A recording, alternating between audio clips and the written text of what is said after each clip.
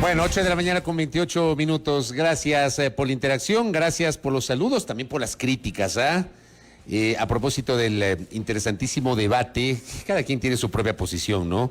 Se generó debate porque está claro que hubo dos posiciones contrapuestas en torno a cómo debería el gobierno procesar la situación del proyecto de ley económico urgente. Bueno, sirve esto evidentemente para alimentar el debate público, más allá de que, claro, creo que en algunos pasajes nuestros invitados de alguna manera generaron esta polémica, ¿no? Que gusta a unos, no gusta a otros, pero es parte justamente de lo que ocurre cuando hay este intercambio de posiciones. Bueno, dejo ese debate de audio y quiero preguntar a Yacu Pérez Guartambel, que está conectado ahora mismo con nosotros vía telemática, al ex candidato a la presidencia de la República que nos atiende. ¿Cómo le va, Yacu? Le saluda Fabricio Vela desde el informativo a primera hora de Radio Sonorama, generando nuestra señal desde la capital de los ecuatorianos. Quiero preguntarle a Yacu Pérez, que hoy es un actor político fuera de la candidatura, pero está allí haciendo opinión. ¿Cómo ve los escenarios políticos y jurídicos que se están debatiendo? Estimado doctor Yacu Pérez, bienvenido. Licenciado Fabricio, un placer saludar a usted y a la directa audiencia de Radio Sonorama. Yo creo que asistimos a un momento extremadamente difícil, complejo. No soy Nostradamus para ver dónde va a terminar esto. Nada raro es que se termine una muerte cruzada. No hay una seguridad jurídica, no hay una seguridad política. Está súper complejo la situación. Yo atribuyo fundamentalmente, primero, la crisis económica en la que vivimos. Nunca antes habíamos estado en esta realidad. La clase media se queja, no digamos la clase pobre, la clase indigente que hasta la mismísima clase media se ha pauperizado. Sigue el incremento del costo de la gasolina, que va a ser un detonante si el gobierno no corrige su política en cuanto a los precios. Y otro tema gravitante es el de la corrupción. El primer mandatario estar vinculado con paraísos fiscales, con inversiones offshore, y sumado a eso una porfía en cuanto a la ley de oportunidades, que por un lado se pretende imponer a rajatabla y por otro lado se rechaza también a rajatabla. Entonces hay una colisión de vagones que realmente no sabemos en dónde va a terminar, pero de que asistimos a una crisis sin precedentes en términos económicos, en términos sociales, en términos políticos y en términos éticos, eso nadie lo puede negar, al extremo que los grandes medios de comunicación mundial, como Washington Post, Le Monde, The Guardian, La Nación, El Espectador y de aquí del Universo, han sacado a la luz pública que el primer mandatario del Ecuador llenó las primeras páginas de los diarios del mundo vinculados a inversiones offshore, y eso sí es una vergüenza para el país. Justamente sobre este tema, usted presentó a la Fiscalía General del Estado una denuncia, un pedido de investigación. ¿Cuál fue el contexto de ese pedido a la Fiscalía, doctor Yacu Pérez? El contexto es que mientras vivimos una situación alarmante, los jóvenes no pueden ingresar a las universidades por falta de infraestructura, de planta de docentes, se inadmite, no hay cupo para las universidades, se incrementa el costo de los combustibles, el pueblo de Ecuador huye del país.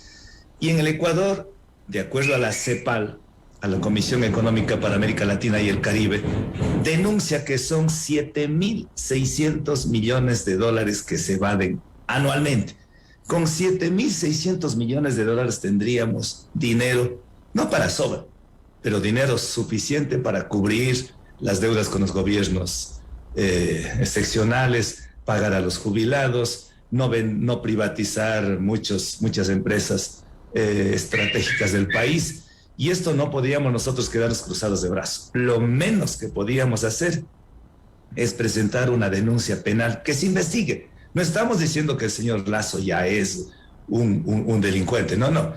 Fruto de la investigación podría incurrir en el artículo 298 que tipifica y sanciona el delito de defraudación fiscal, podría incurrir en el artículo 289 que tipifica y sanciona el testaferrismo porque él dice que se deshizo a favor de su esposa y de sus hijos, podría incurrir en el artículo 506 que habla del enriquecimiento ilícito, incluso del perjurio, es decir, un concurso de actos delictivos podría incurrir, pero eso se sabría o no, porque este rato se presume su inocencia mientras no se pruebe lo contrario, fruto de una investigación, y para que esa investigación pueda garantizar incluso la neutralidad, la independencia, la objetividad, todo aquello, nosotros pedimos en esa denuncia penal que se pida colaboración internacional, pida al Servicio de Rentas Internas, a la Superintendencia de Bancos, de Compañías, eso a nivel nacional. Y en lo internacional, a la Convención de Naciones Unidas que lucha contra la corrupción, a Transparencia Internacional, al Consorcio Internacional de Periodistas Independientes, es decir, a todas las entidades para que se busque y se llegue con la verdad histórica de los hechos. En ese contexto, doctor Yacu Pérez, ¿no le convencen a usted las explicaciones que el presidente ya ha generado tras la publicación de los Pandora Papers? Yo creo que el señor presidente ha dicho ahí este rato, ha salido a la palestra pública a intentar justificar, pero eso no es suficiente. Es que mire usted, hay que preguntarle a él, ¿cuál fue su primera inversión offshore? ¿Desde cuándo? ¿Cuánto pagó impuestos desde el 2000? Me parece que es 1993 su primera empresa offshore. Si él dice que transfirió sus inversiones offshore de paraísos fiscales, él ya transfirió. ¿Cuánto pagó por impuestos a las transacciones? Si dice que él donó por herencia a sus hijos y a su esposa, ¿cuánto pagó por impuesto a las herencias, legados y donaciones? Si él dice que acepta que en realidad a partir del 2017 se deshizo, pero ya antes del 17, ¿qué hubo? Evasión, elusión tributaria. ¿Qué es eso? Él tiene que dar una explicación, pero no es suficiente él sacar la parte que le corresponde, porque una verdad dicha a medias es doblemente falaz. Eso es lo que está hoy declarando. Tiene que ir, porque hay varias formas de investigar. Uno están haciendo en la Asamblea Nacional, para eso hay una comisión de fiscalización, la Comisión de Garantías Constitucionales, pero un proceso de investigación penal, quien dirige toda la actuación de la investigación penal es la Fiscalía General de la Nación. Ante la señora Fiscal General de la Nación y luego ante los tribunales penales, allá tiene que ir el señor presidente de la República, el señor Guillermo Lasso, a presentar todas sus declaraciones, todo lo que tiene que responder. Ahí en este proceso penal se podrá evidenciar y hacer el interrogatorio y el contrainterrogatorio y todo lo que tiene que ver con el proceso penal. Ahora, hay sectores políticos más afines al presidente de la República que consideran que todo lo que está ocurriendo a partir de los Pandora Papers es tratar de forzar una actitud de desestabilización del orden constituido, incluso de golpismo, han dicho algunos, contra el presidente Lasso. ¿Cómo le ve usted justamente esta suerte de réplica de estos sectores que defienden al presidente, doctor Yacu Pérez? Hay que tratar de que esta investigación que se dé en la Fiscalía, por eso la cooperación internacional, y en la Asamblea no se manchen o no se inmiscuya con vendetas, con venganzas, con revanchas. Eso sería grave.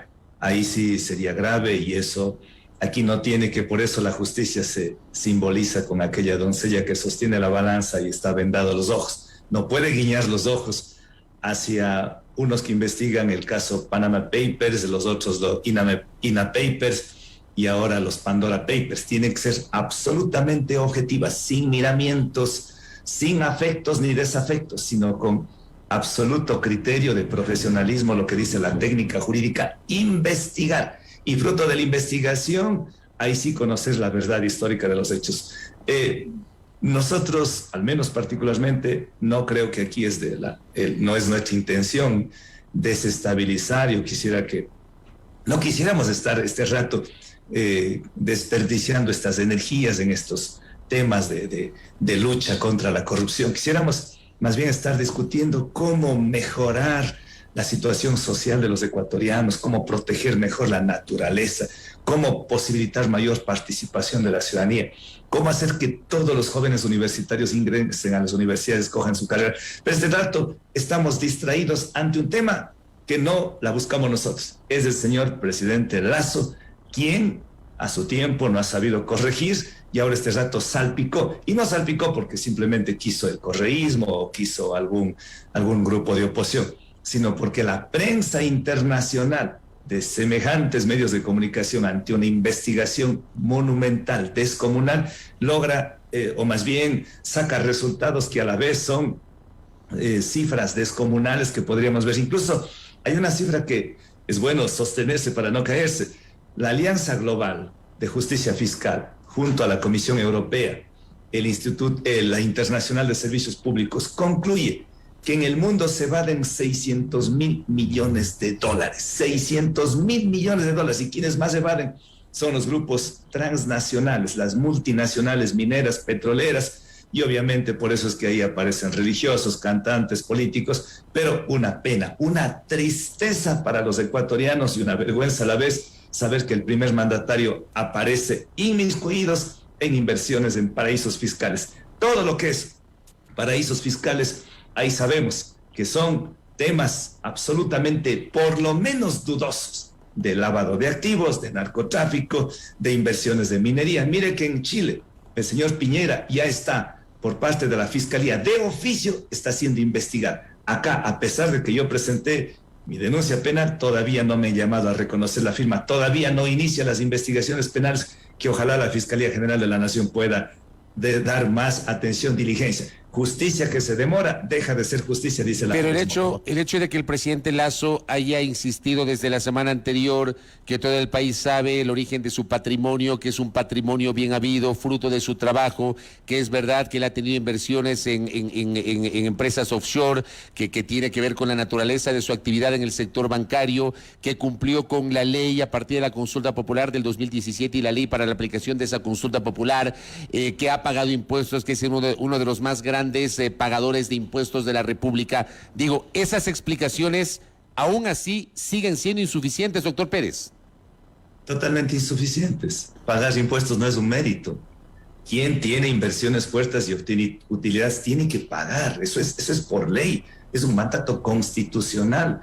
Pero eso es lo que él dice, la parte que le corresponde. Eso mismo quisiéramos que la Fiscalía, que la justicia en el Ecuador pueda evidenciar que si eso es cierto así. Si eso es cierto, qué bien por el país, qué bien por el señor Lasso, qué bien por su familia. Pero si no es así, también ahí tiene que entrar justamente la justicia.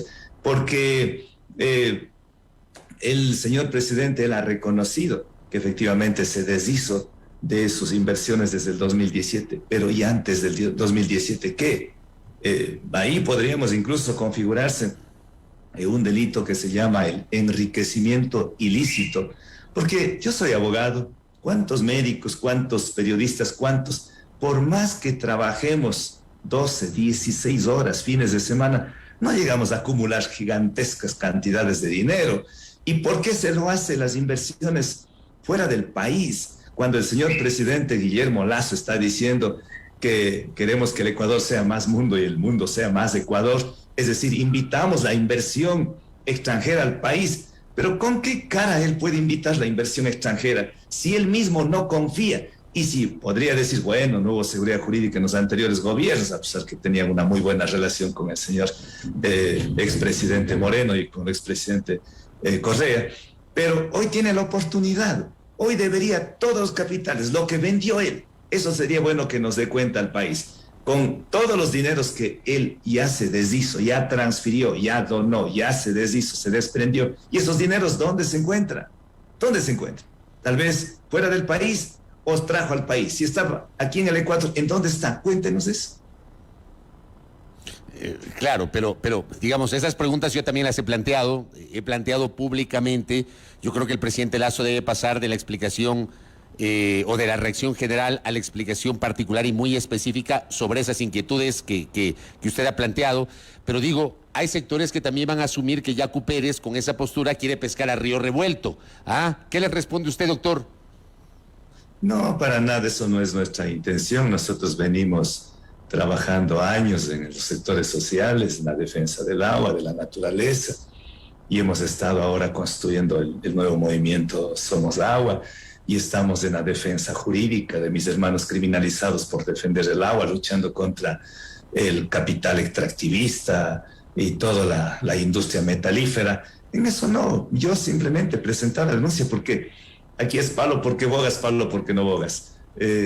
Dirán, sabiendo no dijo nada, y eso sí, el Código Penal, así como el Evangelio dice que los pecados son por acción y omisión, igualmente, sin conociendo nosotros no hacemos nada, caemos en una acción por omisión, es decir, no contribuir con lo que dispone la Constitución, el artículo 32, que es un deber, una responsabilidad, conociendo algo, no denunciar y luchar contra la corrupción.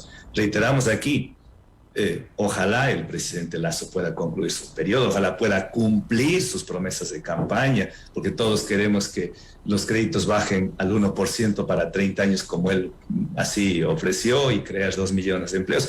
Todo eso queremos porque siempre se ha dicho, lo que le va bien al presidente le va bien a los ecuatorianos, y eso quisiéramos, pero tampoco podemos hacernos de la vista gorda cuando la crisis económica es tan dura, es dramática todos los días que vivimos, y los ecuatorianos todos los días se quejan del incremento del precio de la gasolina mes a mes, y otros grandes evasores amasando fortuna de manera ilícita, sin pagar 7.600 millones de dólares al año, y probablemente uno de ellos sea el presidente Guillermo Lasso. Creo que ahí no tiene sentido de nosotros estarnos con los brazos cruzados. Por el contrario, tenemos que accionar, pero dentro de lo que el ámbito constitucional, dentro de la esfera legal. Nada con golpismos, nada con actitudes de violencia, con actitudes que vayan a desestabilizar la parte económica, la parte política, jurídica. Eso no. Nosotros siempre hemos sido partidarios, incluso de una resistencia irreverente, radical, pero sin violencia, pacífica. Usted... Todo por eso nuestra denuncia es en el plano jurídico, en la Fiscalía, lo que manda la Constitución. Usted, con base en esta postura que nos acaba de señalar, y voy a ir un poco más atrás con su decisión de separarse del movimiento Pachacutic y de fundar su propia organización política, hoy hay una distancia muy grande sobre el pensamiento de Yacu Pérez con la CONAIE y con Pachacutic, o estos temas podrían acercar, convertirse en puntos de acercamiento entre usted y el Pachacutic y la CONAIE, doctor Yacu Pérez. Fidel Castro, en su alegato cuando estuvo preso previo a la Revolución Cubana en 1959, decía: la historia me absolverá. Yo, parafraseando aquello, he dicho: el tiempo me absolverá.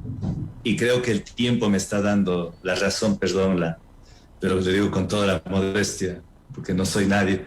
Pero yo dije, llegar a un acuerdo con el señor Lasso, con el banquero, con el gobierno, primero es ser desleal con el casi 2 millones de ecuatorianos que apoyaron la tercera vía, la vía de la honestidad, de la ética, de la ecología.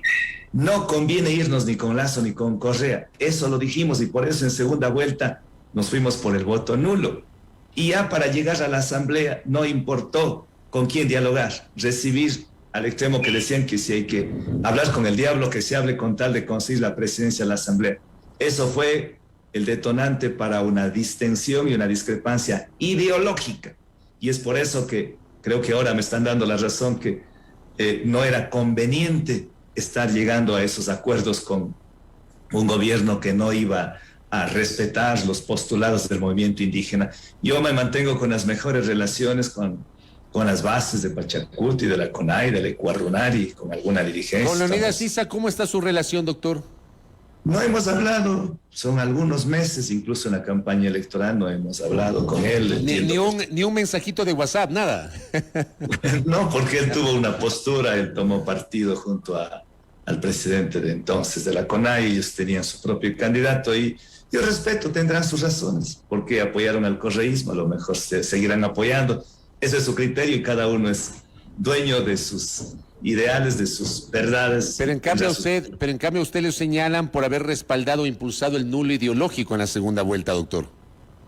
No, yo fui el que impulsé el nulo porque no creíamos ni en el neoliberalismo extractivista, ni en el progresismo extractivista autoritario, y en eso hemos sido absolutamente claros.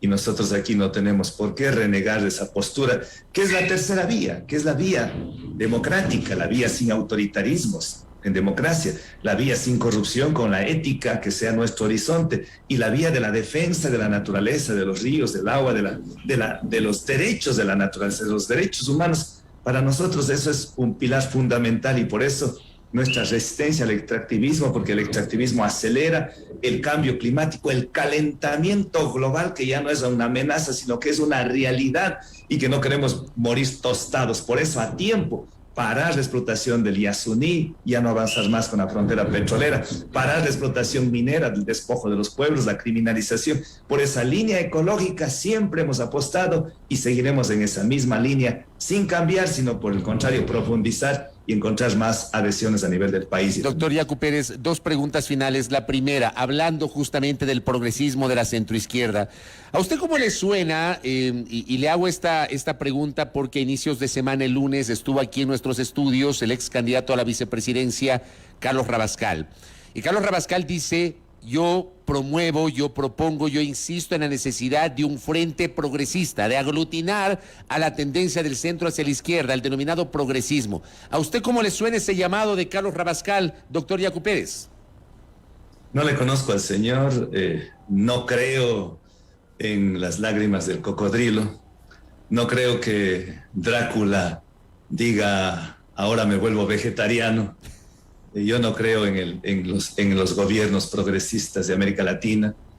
No creo en Evo Morales, que es un extractivista, destruyó el movimiento indígena, la CONAMAG en Bolivia y el TIBNIS y los actos de corrupción, como tampoco creo en la política extractivista y de corrupción del señor Maduro y del señor Daniel Ortega y de los Kirchner y de todos estos gobiernos que han sido extractivistas, autoritarios, corruptos, involucrados en Odebrecht, en los Panama Papers, INA Papers y así. Entonces, el progresismo, lejos de ser la alternativa, la opción de los pobres, de ser la opción de los ecologistas, de las feministas, de los feministas también, de los animalistas, de los que creemos en la vida, creo que más bien es una suerte de lobo vestido de oveja.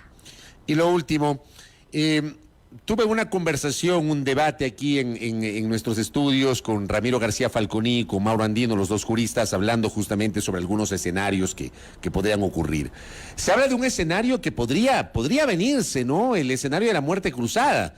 O sea, una especie de choque de trenes, asamblea, ejecutivo, asamblea, el presidente Lasso con la posibilidad de emitir un decreto ejecutivo disolviendo la asamblea, o la asamblea probablemente invocando alguna de las causales establecidas en la Constitución para destituir al presidente de la República. Digamos, eso está consagrado en el caso de la asamblea en el 130 de la Constitución, en el caso del presidente en el 148 de la Constitución. Yo le pregunto a usted, ¿cómo ve esa posibilidad de una muerte cruzada en cualquiera de estos dos escenarios, doctor Yacu Pérez? Me hubiese encantado escuchar. Ramiro García siempre es un letrado, un jurista de primera que siempre tiene temas. O sea, lo vamos a subir a YouTube más tarde y si usted ahí puede ingresar, obviamente, y encontrarse con esa conversación que fue muy, muy interesante y también medio conflictiva de nuestros dos invitados, doctor Yacu Pérez. Supongo que el otro es correísta y el otro es más. Pero bueno, hay que respetar. Pero no hay que etiquetar a la gente, doctor. No, o sea, me refiero a que son de la ideología de Correa y el otro no de la ideología de Correa, porque igual otros son de la ideología de Yacu, otros de la ideología de Lasso, así. Pero no en el sentido peyorativo, jamás. Cada uno tiene sus méritos y todo.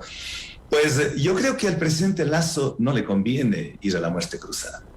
Perdería pan y pedazo. Porque desde ya conocemos, las encuestadoras pagadas por él le ponen con porcentajes altísimos de aceptación. Sabemos que está en la ruina y cada vez yéndose al piso.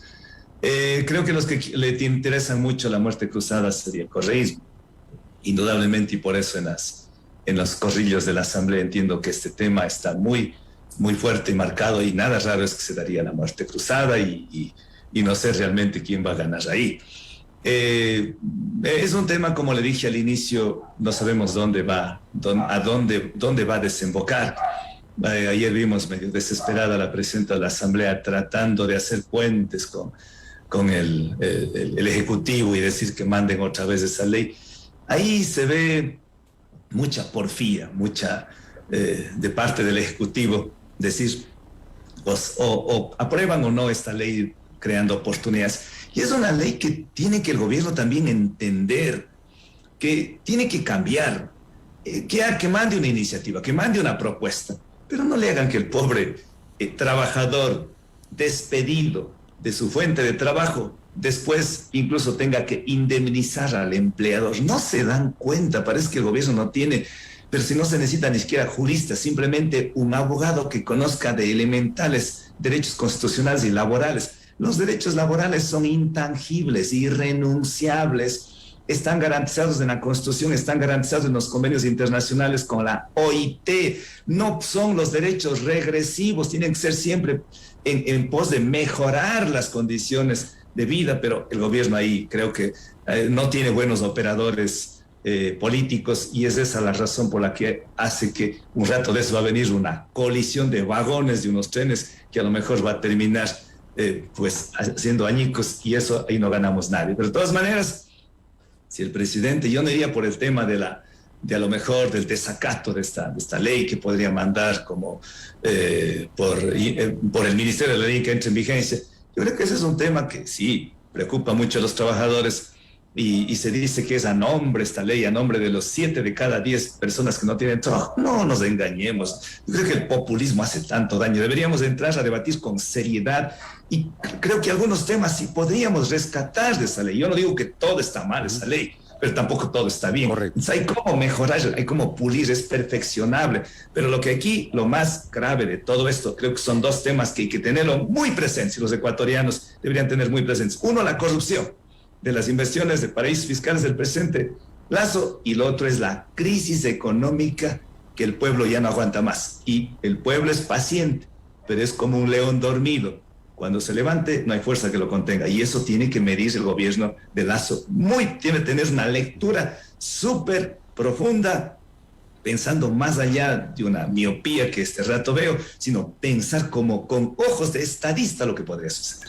Gracias, doctor Yacu Pérez, por habernos atendido y por compartir con nuestra audiencia sus reflexiones sobre el momento político que vive el país. Que tenga una buena mañana, doctor, muy amable. A usted, licenciado Fabricio, de corazón, y un lindo día le mandamos desde el sur, desde Cuenca, para todo el país. Gracias, muy amable. A Yacu Pérez Guartambel, ex candidato a la presidencia de la República, aquí en A Primera Hora. 8 de la mañana, 55 minutos.